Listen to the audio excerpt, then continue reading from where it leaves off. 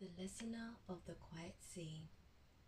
Long ago, before people spoke about the nervous system or the language of the body, there was a healer who listened not with the ears, but with stillness. She lived near a quiet sea, not the kind of sea that crashes loudly against the rocks, but a sea that breathed in and out, in and out. The villagers said the healer could hear something no one else could hear. They said she could hear the tide inside a person. One evening, a traveler arrived. He was a man who had crossed deserts, cities, and crowded markets. Yet, his body carried the weight of 1,000 conversations that had never truly been listened to. His mind was loud, so loud that even when the world was quiet, his thoughts continued speaking. He asked the healer, "Can you make my mind stop?"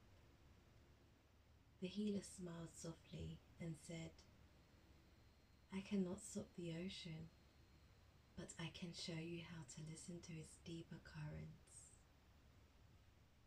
She invited him to lie down beside the open window, where the sea could be heard in the distance. But instead of touching him immediately, she waited. This was her secret. She knew that before the body reveals its rhythms, it must feel first, that nothing is trying to change it. Minutes passed. The traveler became aware of something unusual. The healer was not asking questions. She was not offering advice. She was simply present. Slowly, his breathing changed. The healer gently placed her hands near the base of his head, not to fix, not to push, only to listen. In the quiet, she felt the subtle motion that cranial sacral practitioners know well,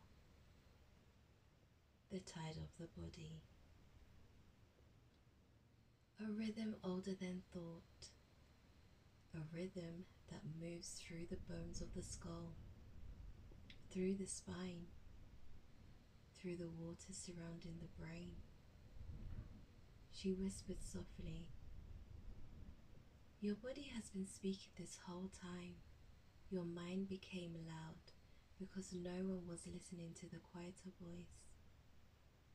The traveler felt something surprising. Not a traumatic shift, not a sudden healing, but a small wave of ease moving through his chest, like the sea at night when the wind finally settles. The healer continued her story. Stories were medicine carried through time. She said, "Inside every person lives a quiet sea. When life becomes overwhelming, the surface becomes stormy. Thoughts crash like waves, but beneath that surface, the deeper ocean remains calm." Cranial sacral listening simply reminds the body of that deeper water. The traveler rested there for a long time. When he finally stood to leave, the sea outside had become completely still. He asked the healer, "How did you do that?" And she answered, "I didn't do anything.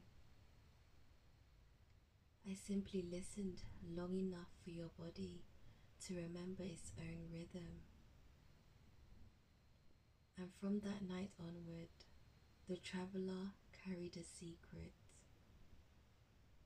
Whenever his mind became loud again, he would pause, feel his breath, and remember the quiet sea that had always been moving within him.